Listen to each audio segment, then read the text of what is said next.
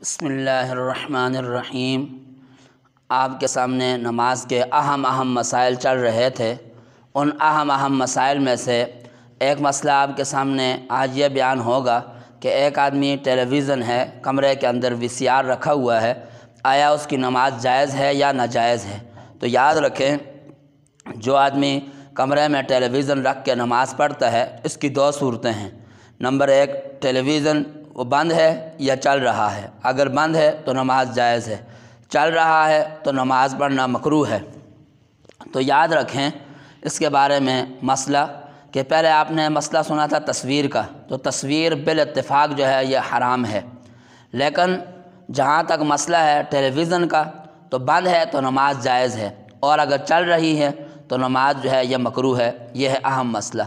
دوسرا مسئلہ جو ہے اس سے بھی زیادہ اہم ہے، وہ یہ ہے کہ ایک آدمی نماز پڑھتا ہے، ساتھ حرام کام کرتا ہے، تو آیا اس کا شریعت کے اندر کیا حکم ہے؟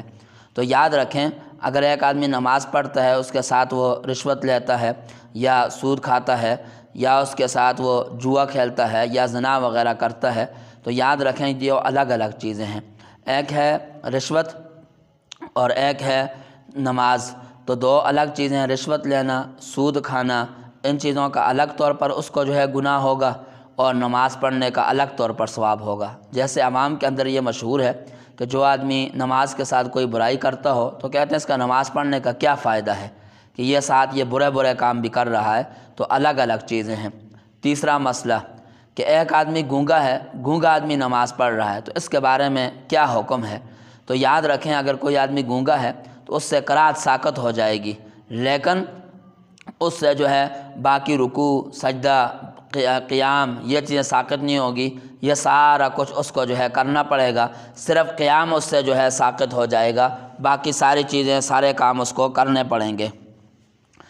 چوتھا مسئلہ جو اس سے بھی زیادہ اہم ہے، اگر ایک آدمی کے سامنے روضہ مبارک کی تصویر ہے تو آیا اس کا نماز ہوتی ہے یا نہیں ہوتی ہے؟ تو اگر روضہ مبارک کی تصویر ہو تو عام طور پر اس کو یہ نہیں سمجھا جاتا ہے کہ اس کو سجدہ کر رہا ہے، تو اس لیے اس کے نماز کے ہونے میں کوئی شک نہیں، اس کی نماز ہو جاتی ہے۔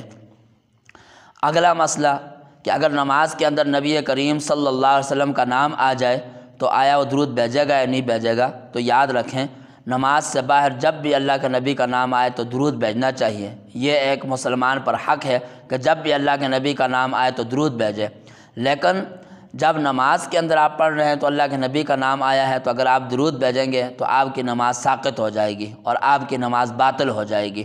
اس لیے جس طرح کوئی آدمی نماز سے باہر اللہ کا نام لیتا ہے، آپ نماز میں کہتے ہیں جل جلالہ، تو آپ کی نماز باطل ہو جائے گی۔ بعین ہی اسی طرح اگر نماز کے اندر آپ نے کہہ دیا صلی اللہ علیہ وسلم تو نماز باطل ہو جائے گی۔ اس لیے نماز سے باہر تو آپ درود، کوئی آدمی اللہ کا نام لے فوراً درود پڑھیں، لیکن آپ نماز میں باہر سے کسی آدمی نے اللہ کے نبی کا نام لیا ہے تو آپ کو درود پڑھنے کا حکم نہیں۔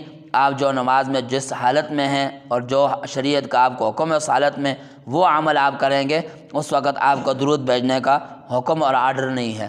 تو یہ اہم مسائل ہیں جو آج آپ کے سامنے میں نے بیان کی ہے۔ اللہ پاک ہم سب کو عمل کرنے کی توفیق عطا فرمائے، اللہ سمجھ عطا فرمائے۔